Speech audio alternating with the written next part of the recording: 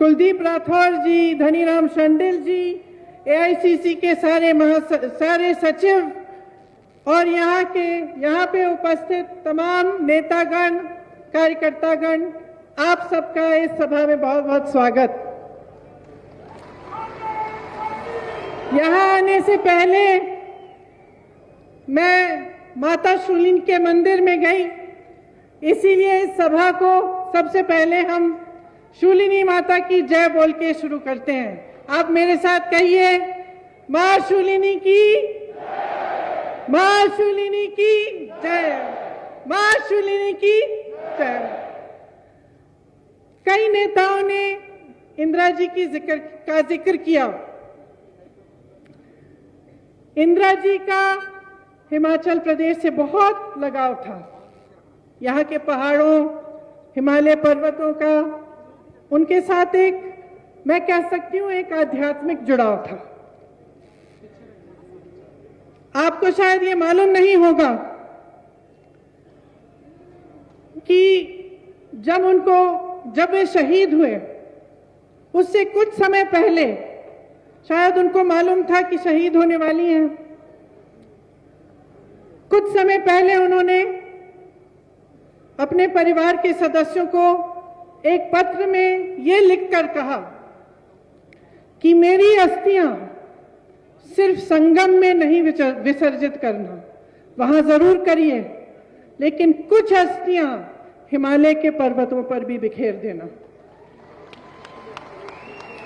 और उनकी शहीद होने के बाद मेरे पिताजी ने ये उनकी इच्छा पूरी की।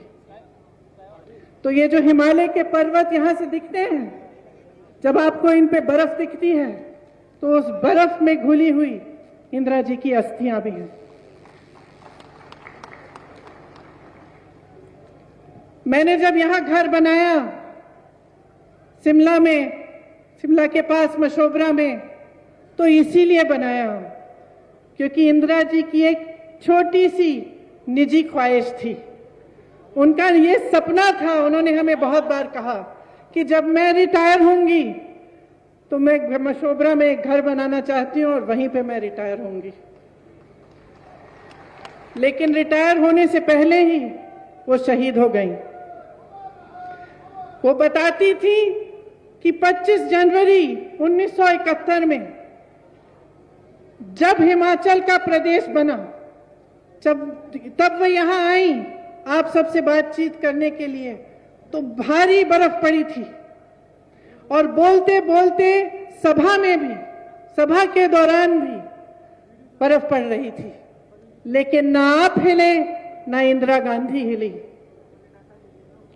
और उन्होंने हिमाचल को प्रदेश इसलिए बनाया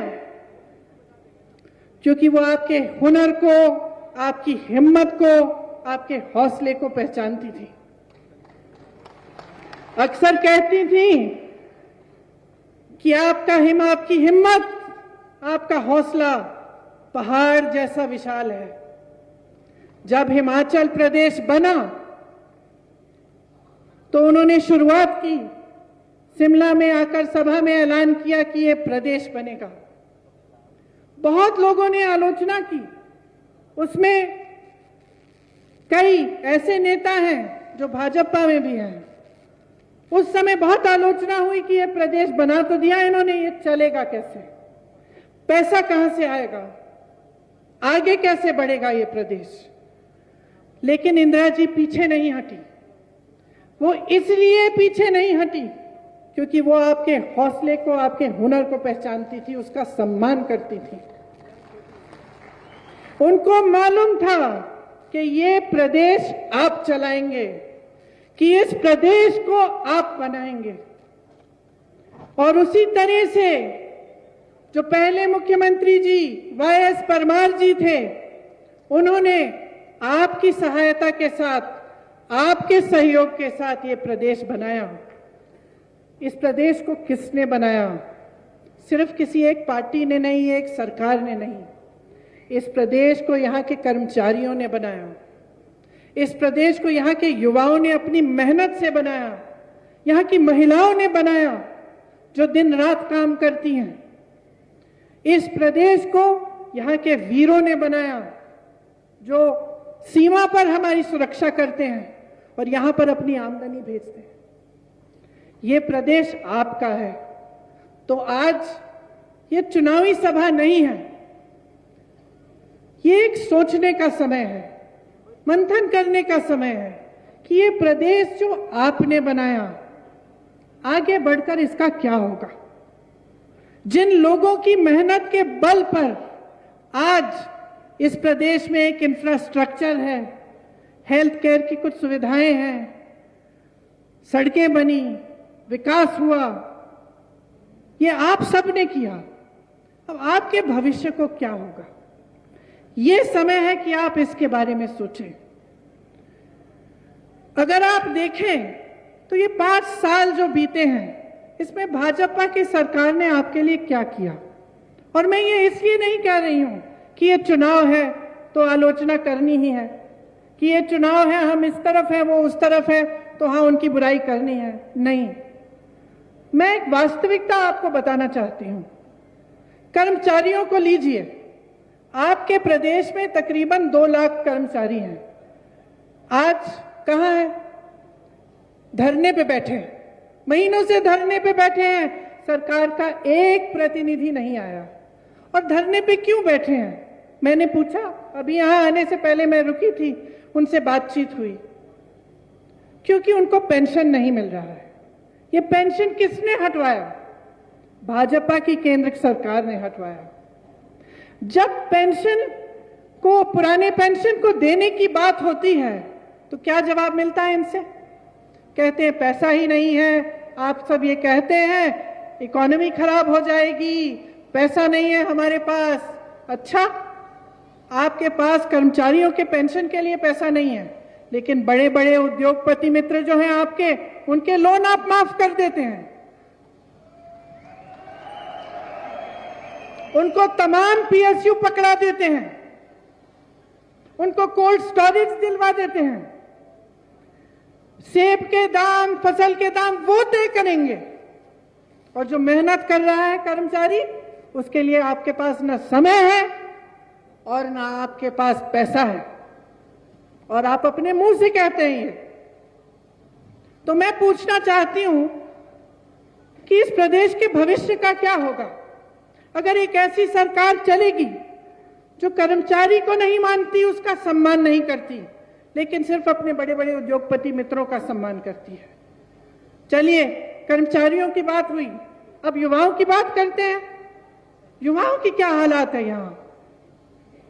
63,000 से ज्यादा सरकारी नौकरियां खाली पड़ी हुई हैं, पद खाली हैं, 5 सालों से खाली हैं, भरे नहीं जा रहे हैं। नौजवान बेरोजगार हैं, यहां पे बहुत सारे पढ़े लिखे नौजवान हैं। मैं जिससे मिलती हूं, बीए पास, एमए पास, नौकरी है, रोजगार है? नहीं है जी, यही जवाब मिलता है। तो जो अपने भविष्य के लिए एक नौजवान ये उम्मीद नहीं रख सकता, जो मेरी नौजवान बहनें पढ़ती हैं, लिखती हैं, आप सब उनकी परवरिश करते हैं, मेहनत से पढ़ाते हैं, लिखाते हैं, लेकिन वे उम्मीद ही नहीं कर सकते कि उनको नौकरी मिलेगी, तो कैसी सरकार है ये? न महिलाओं के लिए कुछ है, न युवाओं के लिए है, न कर्मचारियों के लिए है। बागबानों को देखिए, आज जैसे मैंने कहा, फसल के दाम, सेब के दाम, आप यहां पे टमाटर उगाते हैं, मशरूम उगाते हैं, इस सब के दाम बड़े बड़े उद्योगपति तय करेंगे। आपको अपने फसल का दाम नहीं मिलना चाहिए। इसी तरह से छोटे व्यापारियों को देखिए, छोटे व्यापारी से पूछिए क्या आपकी तरक्की हुई है 5 सालों में? सब सर हिलाएंगे, तरक्की नहीं हुई। तरक्की इसलिए नहीं हुई क्योंकि जीएसटी लागू हुआ, कोरोना आया, कोरोना में सहायता नहीं हुई आपकी, लेकिन हाँ पीपीई पे घोटाला जरूर हुआ।